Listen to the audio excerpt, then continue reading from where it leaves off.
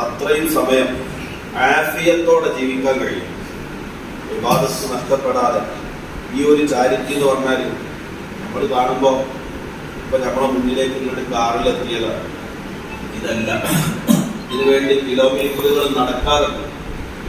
തമിഴ്നാട്ടിന്റെ പല ഭാഗങ്ങളിലും കഴിഞ്ഞ ദിവസം ബസ്സിൽ കയറിയിട്ട് പോയിട്ടാണ് പലയിടങ്ങളിലും പാഠപുസ്തകങ്ങൾ എത്തിച്ചു കൊടുത്തത്.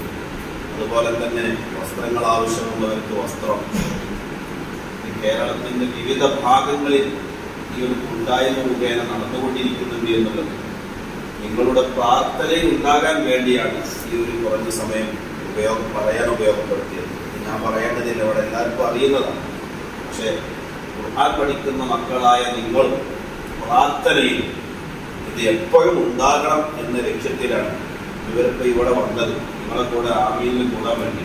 അല്ലെങ്കിൽ ഇപ്പോൾ ഒരാളെടുത്ത് വണ്ടിയിൽ പെട്ടികൾ കൊടുത്താൽ സ്വന്തത്തിൽ തന്നെ പലരും അസുഖമുള്ളവരാണ്. ഷുഗറാണെങ്കിലും പ്രഷറാണെങ്കിലും ചെറിയതാണ് കേൾക്കുമ്പോൾ. പക്ഷെ അതുകൊണ്ട് അനുഭവപ്പെടുന്ന പ്രയാസങ്ങൾ വലുതാണ്. അല്ലാഹുവേ നീ ശിഫ നൽകണം റഹ്മാൻ, സലാമത്ത് നൽകണം റഹ്മാൻ.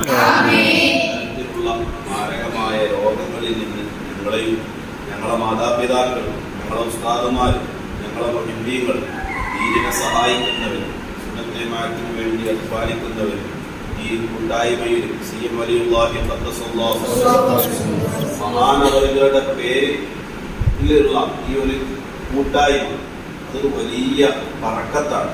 അതൊരു കറാമത്ത് കൊണ്ട് ഇങ്ങനെ നിലനിന്നു.